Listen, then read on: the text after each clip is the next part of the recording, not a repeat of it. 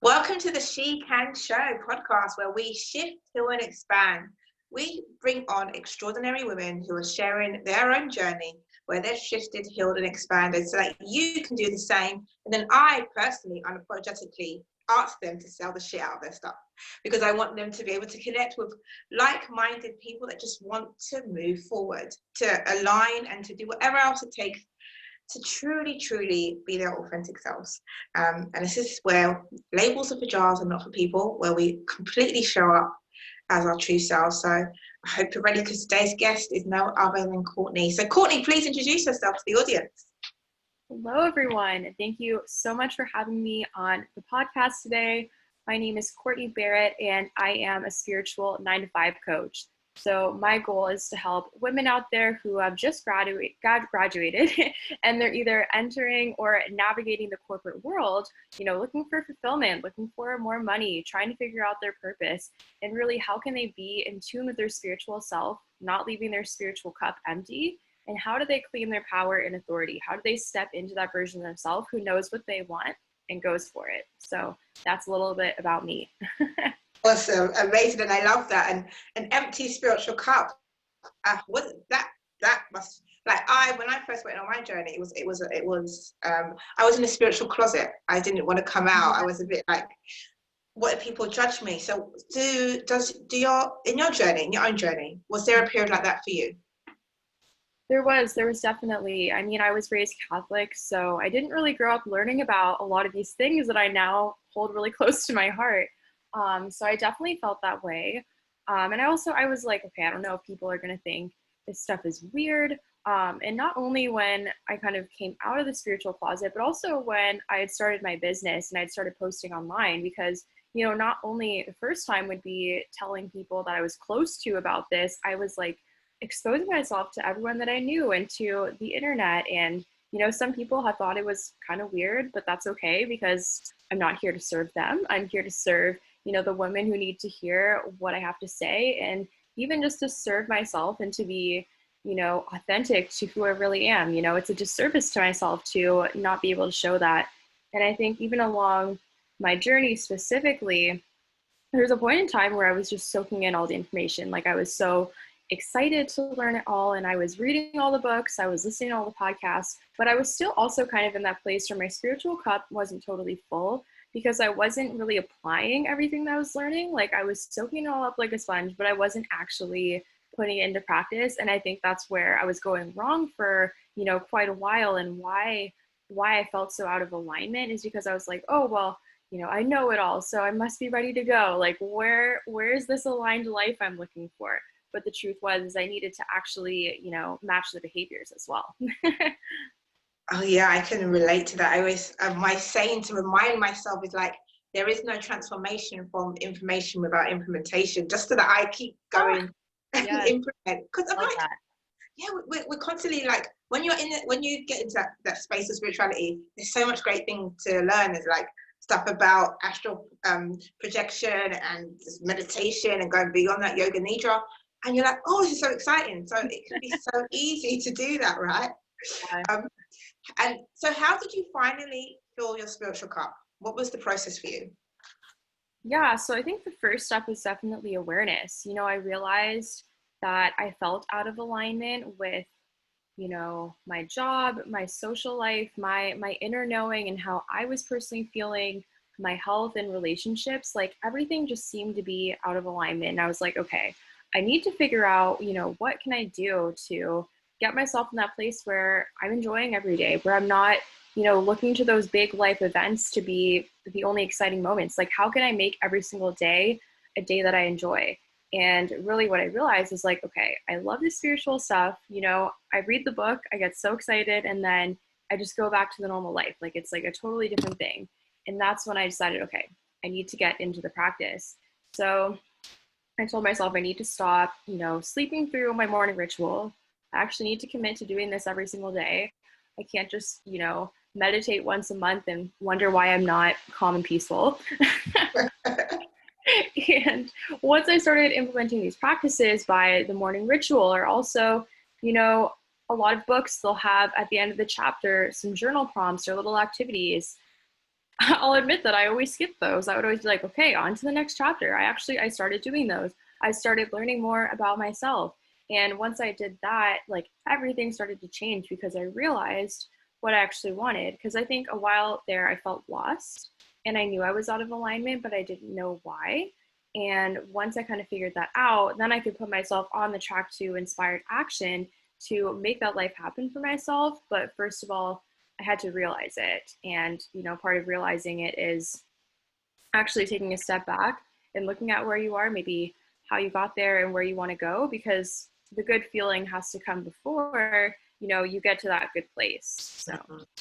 Completely. And I think I love that, because there's so many times where we're thinking we're going to feel this way when we got this goal. Like maybe in the corporate world, it might be looking like that career promotion or change. And so it can be so easy to fall into that trap, right? So if you work with ladies that are in corporates, maybe they've just graduated and things like that, how do you help those women to understand that it's not necessarily about the destination, it's more so about the journey?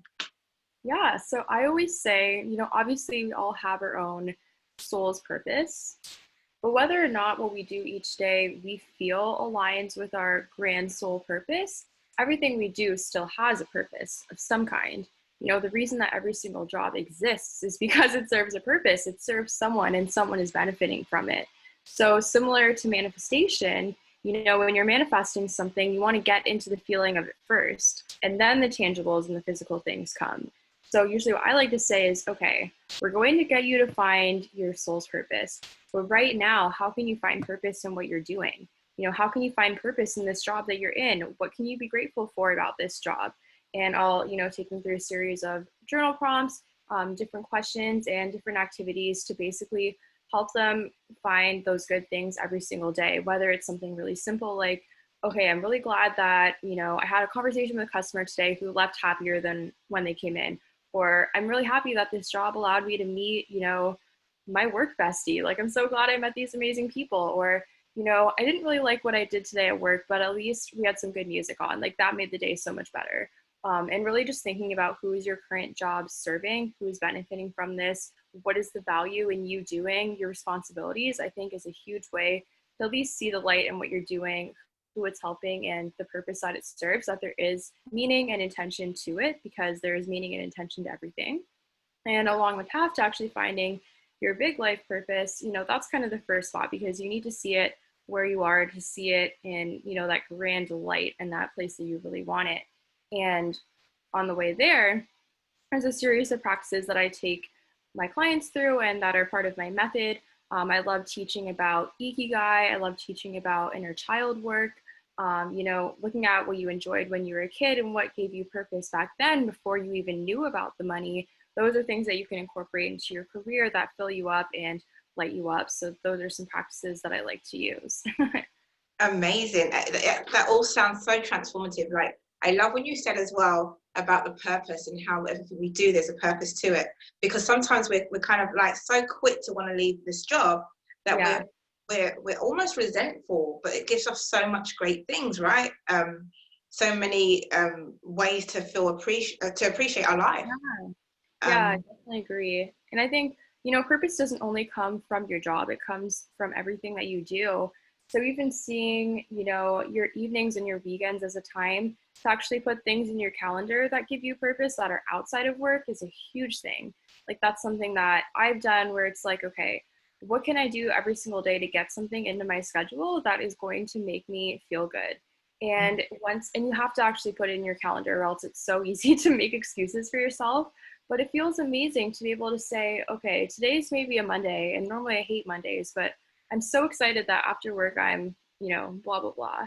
And things like that, even just looking at your job as like, allowing you the money to, finance other things that give you purpose in the evenings and the weekends. Because, say you get home from your job at 6 o'clock and you go to bed at 11, that's 5 hours of time. And if you multiply that by Monday to Friday, that's 30 hours, plus you have the weekend. So what are we doing with all of this time, right? We have a lot more than we think.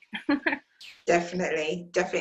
I think we underestimate how much time we do have for ourselves because we're focusing on what we don't have. Like, because we're putting our time and energy into building somebody else's business, but we're actually developing ourselves at the same time. So we're always getting something from it. Amazing. So there's so much good nuggets that I'm like, oh my gosh, this girl's speaking my language. Like, I love this. But how important is it for somebody to, from after graduation, there's this gap, right? You graduate and you're almost like lost. You take any job sometimes that's available that you think is your kind of next career move. But how do you kind of find more purpose in that element, while, so that you can have a sort of a business, not a business, yeah, a business and life and just everything else you love about it, so you don't feel so resentful all the time? Yeah, so kind of going back to what you were saying before about building someone else's business, I think at the end of the day, even if you don't know what you want to do for a job, at least you can look at the tangibles of how you want to feel at a job. You know, working somewhere that pays you abundantly, working somewhere that, you know, you get a good vibe from the people that are interviewing you. Like, you don't have to take the first interview that you get. Like, you can see, you know, which group of people that you feel aligned with, which group of people you think will be there to support you, so you're in a healthy environment. Even looking at like perks of the job, maybe, you know, what industry it's in. Like, maybe you got a degree in accounting and you realize you don't like it, but maybe you love the entertainment industry, so why not become an accountant in the entertainment industry? Or even looking at, you know, who created the company that you're going to work for. Because something that I like to say is, you know, you either build a business and you build your own dream and vision, or you work for a company and help someone else build their dream and vision. And if you don't align with it, you aren't going to feel good. So I'd say, you know, what is the intention behind the place that you're going to work?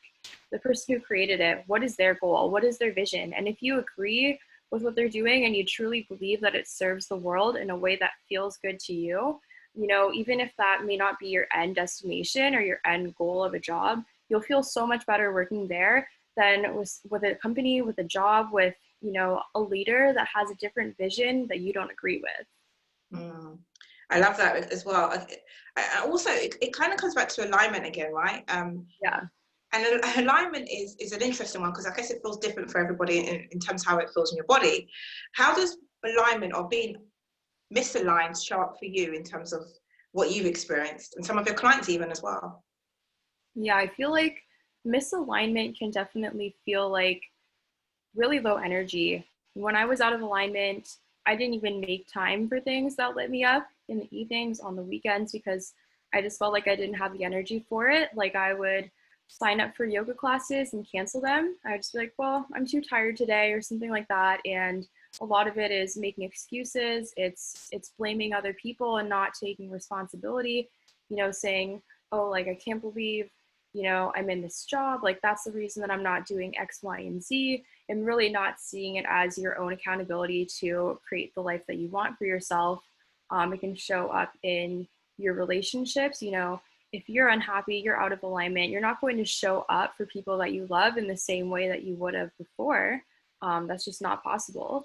And also in your own health and wellness, like, maybe you find, you know, like I was, maybe you're skipping out on your yoga classes, going to the gym, or even just, you know, caring about nourishing your body with good foods. Like, you kind of like slip in every area of life. Like, it doesn't just only affect one piece of it, it's all of it, right?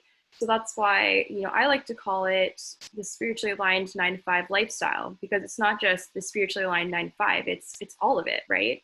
And I think once you get into alignment, you feel so much better. You have, you know, the faith that every area of your life can be exactly how you want it to be, and you just show up more fully because you're feeling purpose, you're feeling that intention, and you know that everything you're doing is contributing to this amazing life. So you actually put your energy and put your focus into everything. So I know it's kind of like a general description, but I hope that answers the question.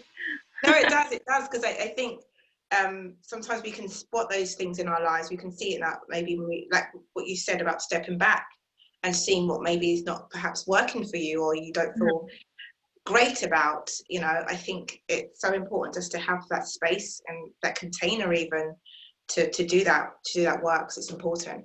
So who would you say in an ideal world, or the people that you've worked with from the patterns that you've seen, is your ideal client, a person that you can help to get to that next level? Yeah, so my niche includes women in their 20s. So whether they've just graduated or maybe they've been in the corporate world for a few years now, people who are just kind of getting their start and finding their way. And they don't know what job is going to light them up. They don't feel, fulfilled in their current position. They're not making the kind of money that they want to make. And, maybe they're the girl who identifies as the quietest one in the room. I've definitely been there before where I didn't want to express myself. I felt so shy because I wasn't sure if people were going to respond well to what I had to say. I didn't feel like my ideas were valuable and I didn't want to share.